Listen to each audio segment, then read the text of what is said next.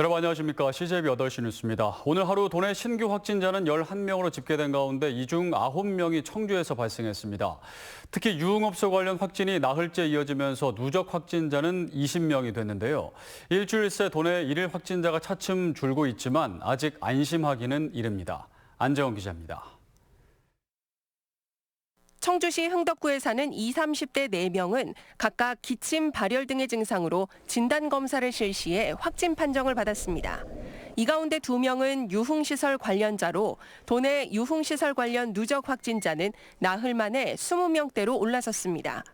자가격리 중 확진되는 사례도 적지 않았습니다. SK호크스 관련 자가격리자인 20대와 30대는 각각 인후통 등의 증상을 보이며 확진됐고 청주의 한 영어학원 관련 접촉자인 60대도 자가격리 중 양성 판정을 받았습니다. 도내 일일 확진자 수는 지난달 28일 28명까지 치솟은 이후 꾸준히 줄고 있지만 아직 안심하기 이릅니다. 학교와 어린이집 등 감염 취약시설과 유흥업소 등 다중이용시설에서 연쇄 감염이 나타나고 있기 때문입니다. 기로에 서 있는 코로나19와의 싸움을 승리로 이끌 수 있는 가장 효과적인 무기는 국민 여러분의 기본 방역 수칙 준수와 참여입니다. 방역당국은 평소와 달리 작은 증상이라도 나타난다면 곧바로 선별진료소를 찾아 검사받을 것을 당부했습니다. CJB 뉴스 안정은입니다. 청주시는 유흥시설 관련 확진자가 증가함에 따라 유흥접객원 이용자들에 대한 코로나19 진단검사 행정명령을 발령했습니다.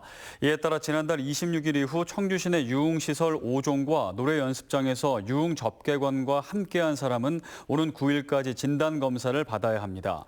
시는 이들 가운데 추후 확진자가 발생할 경우 치료비 등에 대한 구상권을 청구할 계획입니다. 김장회 충청북도 행정부지사는 오늘 청주시 수동 수암골을 찾아 코로나19 방역 상황을 점검했습니다. 김장회 부지사는 음식점과 카페 등 중점 관리시설의 방역 수칙 준수 여부를 점검하고 종사자의 현장 애로사항을 청취했습니다.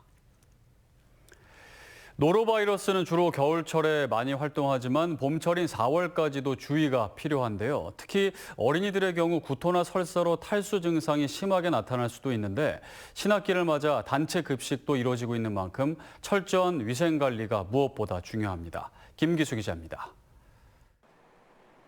경기도 시흥의 한 어린이집에서 유행성 집단 장염이 발생했습니다. 20명이 넘는 원아와 교사가 구토와 설사 등의 증상을 보였는데 노로바이러스가 원인으로 추정되고 있습니다. 노로바이러스는 주로 겨울철에 빈번하게 발생하지만 4월까지 유행하기도 하고 전염력도 여전히 높습니다.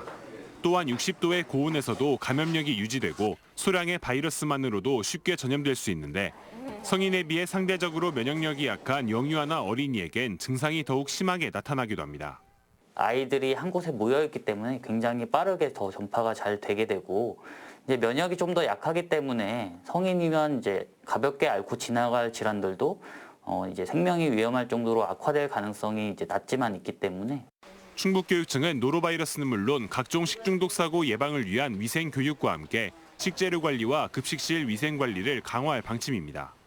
협의체가 즉시 구성이 돼서 그 학교나 유치원에 다 이제 집합이 되게 되고 있고요. 그 자리에서 그래서 함께 대응을 하면서 그와 동시에 보건소에는 즉시 역학조사가 들어가는.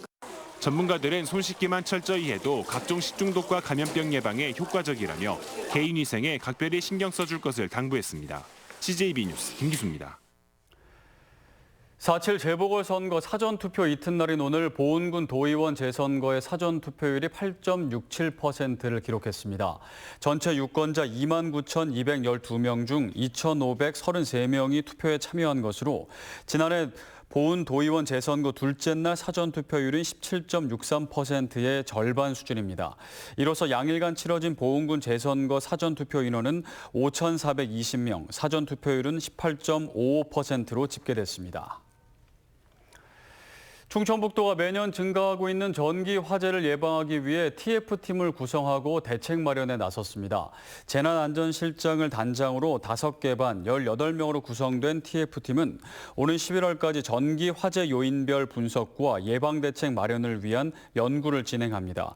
최근 5년간 도내에서는 7,464건의 화재가 발생한 가운데 전기적 요인은 1,530건으로 20.5%에 나타났습니다.